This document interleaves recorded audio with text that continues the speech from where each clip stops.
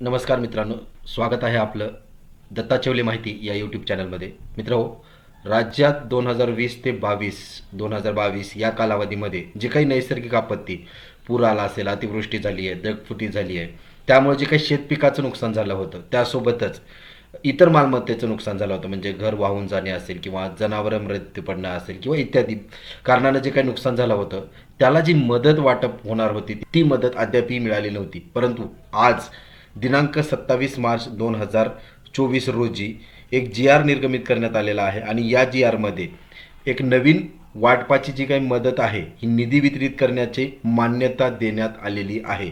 तर नेमकं पाहूया की किती निधी वाटप करण्यात येणार आहे आणि नेमकं कोणते जिल्हे आहेत, ते 26 जिल्हे कोणते आहेत ते आपण पाहण्याचा प्रयत्न करूया. त्यासोबतच नुकसान जे होणार आहे, नुकसान जे गृहीत धरलं आहे ते कशाचं आहे, म्हणजे शेतपिकाचं नुकसान आहे का शेतजमिनीचं नुकसान घडलेलं आहे, मग किती मदत मिळणार आहे. नैसर्गिक आपत्तीमुळे घर जर पूर्णतः पाण्यात वाहून गेलं असेल किंवा घरातील वस्तू किंवा भांडी पाण्यात वाहून गेली असतील तर अर्थसहाय्य किती मिळणार आहे. त्यासोबतच मृत जनावरं असतील, कुक्कुटपालनमध्ये जे शेडला नुकसान झालेलं असेल त्याला किती मदत मिळणार आहे. त्यासोबतच आपण पाहूया की हस्तकलाकार किंवा हातकामगार कारागीर आहेत, बारा बलुतेदार आहेत, यांना किती मदत मिळणार आहे. सोबतच आपल्या कोकण बांधवांना, मत्स्य व्यवसायांना जे काही नुकसान झालं आहे त्यासाठी किती मदत मिळणार आहे.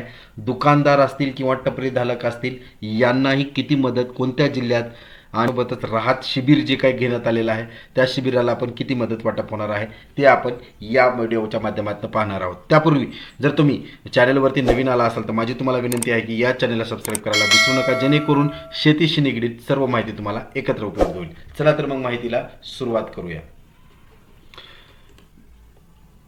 मित्रहो, दिनांक 27 मार्च 2028 रोजी हा एक जी आर निर्गमित करण्यात आलेला आहे आणि त्यामध्ये सांगितलेलं आहे की सन 2020-22 या कालावधीमध्ये नैसर्गिक आपत्तीमुळे झालेल्या शेतपिकाचे व मालमत्तेचे नुकसान जे काही झालेलं आहे, शेतपिकेचं मालमत्तेचं नुकसान झालेलं आहे, त्याची जी मदत वाटप करण्यासाठी दिनांक 21/2/2024 रोजी 21/2/2024 रोजी जी काही निधी वाटप करण्याची मान्यता दिली होती तो निधी होता 106,64,00,00,000 रुपये. आता तो निधी वाटप करण्याऐवजी आता 112,39,40,00,000 रुपये, म्हणजे हा वाढीव निधी आपल्याला देण्यात आलेला आहे.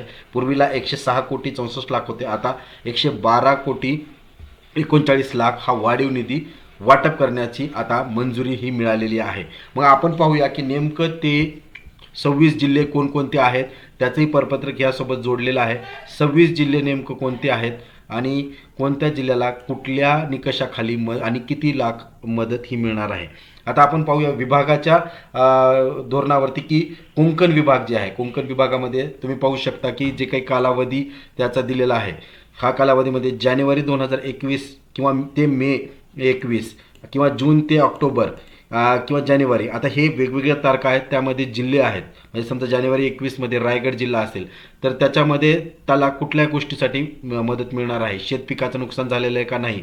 रायगडमध्ये आपण पाहतो कोकण भाग आहे, शेत जमिनीचं नुकसान नाही आहे, मग त्याला कुठल्या निकषाखाली मदत मिळालेली आहे, तर त्याच्यामध्ये 6,66,000 ही कशामध्ये 6,00,000 मदत 2 दिवसापेक्षा अधिक कालावधीकरिता क्षेत्र किंवा घर पाण्यात बुडले असल्यास.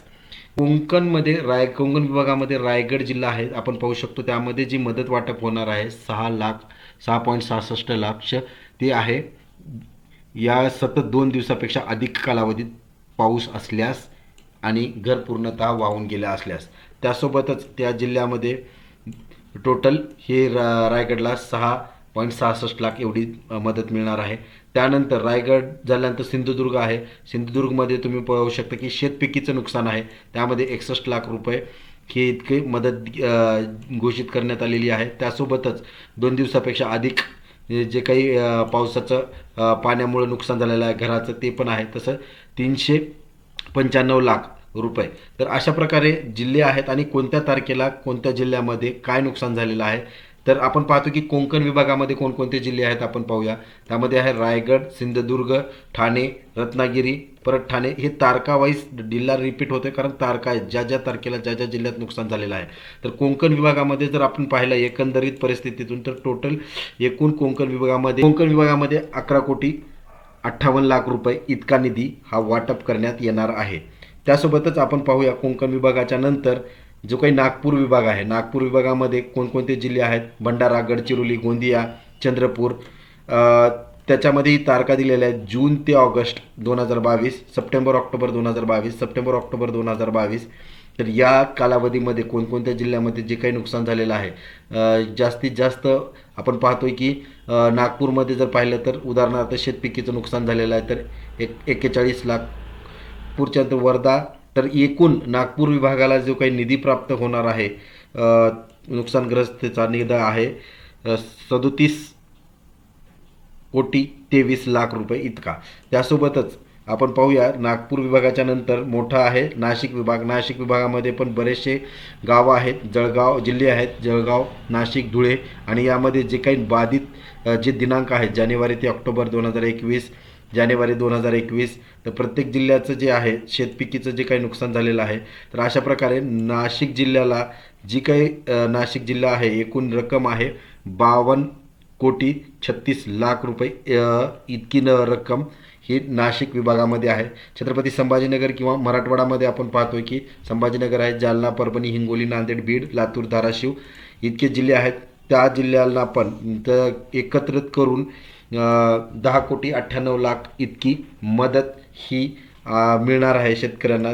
तर अशा प्रकारे पूर्वी जी काय होती मदत ती वाढीव मदत आहे 112,39,00,000.